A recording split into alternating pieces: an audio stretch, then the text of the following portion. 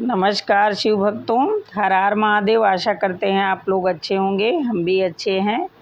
हम आप लोगों को एक बहुत ही नई सी शिव चर्चा मौत की सुनाने जा रही हूँ। अब कथा पर चलते हैं। जो ईश्वर का भक्त होता है उसका स्वामी ईश्वर होता है, उस पर मौत का अधिकार नहीं होता है। अनाधिकार चेष्टा करने से मौत की भी मौत हो जाती है। गोदावरी के तट पर श्वेत नामक एक ब्राह्मण रहते थे। उनका सब समय निरंतर सांब सदाशिव की पूजा में व्यतीत होता था। वह अतिथियों को शिव समझकर उनका भली भांति आदर सत्कार किया करते थे। उनका शेष समय भगवान के ध्यान में बीतता था। उनकी आयु पूरी हो चुकी थी, किंतु उन्हें इस बात का ज्ञान न था। उन्हें न रोग था न शोक, इसलिए आयु पूरी हो चुकी है इसका आभास नहीं हुआ। उनका सारा ध्यान शिव में केंद्रित था। यमदूत समय से उन्हें लेने आए, परंतु वे उनके घर में प्रवेश नहीं कर पा रहे थे। चित्रगुप्त ने मृत्यु से पूछा, मृत्यु देव, श्वेत अब तक यहाँ क्यों नहीं आया? तुम्हारे दूत भी नहीं आए? यह सुनकर मृत्यु को श्वेत पर बहुत क्रोध आया।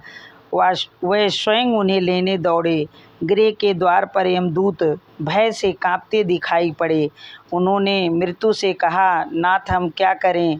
श्वेत तो शिव के द्वारा सुरक्षित है, उसे तो हम देख भी नहीं पा रहे हैं। उसके पास पहुंचना तो अत्यधिक कठिन है। दूतों की बात सुनकर मौत का क्रोध और भड़क उठा। वे झट से ब्राह्मण के घर में प्रवेश कर गए। ब्राह्मण देवता को यह पता न था कि कहाँ क्या हो रहा है। मृत्युदेव को झपटते देखकर भैरव बाबा ने कहा, मृत्युदेव, आप लौट जाइए। किंतु मृत्युदेव ने उनकी बात को अनसुनी कर श्वेत के गले में फंदा डाल दिया। भक्त पर मृत्यु का यह आक्रमण भैरव बाबा को सहन न हुआ। उन्होंने मृत्यु पर डंडे से प्रहार किया। मृत्युदेव वहीं ठंडे हो गए। यमदूत भागकर यमराज के पास पहुँचे। वे डर के मारे थर-थर काँप रहे थे। मृत्यु की मृत्यु सुनकर यमराज को बड़ा क्रोध हो आया। उन्होंने हाथ में यमदंड ले लिया और अपनी सेना के साथ श्वेत के पास पहुँच गए। वहाँ भगवान शंकर के पार्षद पहले से ही खड़े थे। सेनापति कार्तिकेय के शक्ति अस्त्र से सेना सहित यमराज की भी मृत्यु हो गई।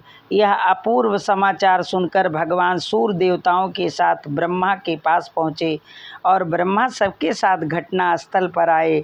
देवताओं ने भगवान शंकर की स्तुति की और कहा, भगवान यमराज सूर्य के पुत्र हैं, ये लोकपाल हैं, इन्होंने कोई अपराध या पाप नहीं किया है, अतः इनका वध नहीं होना चाहिए। इन्हें जीवित कर दें, नहीं तो अव्यवस्था हो जाएगी। भगवान, आपसे की हुई प्रार्थना कभी व्यर्थ नहीं होती। भगवान आशुतोष ने कहा, मैं भी व्यवस्था के पक्ष में हूँ। वेद की एक व्यवस्था है कि जो मेरे अथवा भगवान विष्णु के भक्त हैं, उनके स्वामी स्वयं हम लोग हैं। मृत्यु का उन पर कोई अधिकार नहीं होता। यमराज के लिए यह व्यवस्था की गई है कि वे भक्तों को अनुचरों के साथ प्रणाम करें। इसके बाद भगवान आशुतोष ने नंदी के द्वारा गौतमी, गंगा, गोदावरी का जल मरे हुए लोगों पर छिड़कवाया। तत्क्षण सबके सब स्वस्थ होकर उठ खड़े हुए। देखिए, हमारे भोलेनाथ ऐसे हैं, जो उनका भक्त होता है उस पर मृत्यु का भी अधिकार नहीं होता है।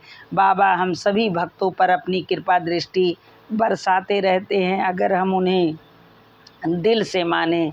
यह मेरी छोटी सी कथा थी, मौत की भी मौत। अगर आप लोगों को अच्छी लगी हो तो मेरे वीडियो को लाइक और शेयर ज़रूर कर दीजिएगा। कमेंट बॉक्स में जय महादेव ज़रूर लिखिएगा। कथा पूरी सुनिएगा। आधा अधूरा कथा सुनने से शिव गुरु का अपमान होता है। अब हम अपनी कथा यहीं पर समाप्त होते हैं। भोलेनाथ अपने आप सभी भक्तों पर अपनी कृपा दृष्टि बनाए रखें। पार्वती मैया के चरणों में कोटि कोटि प्रणाम। हर हर महादेव, घर घर महादेव।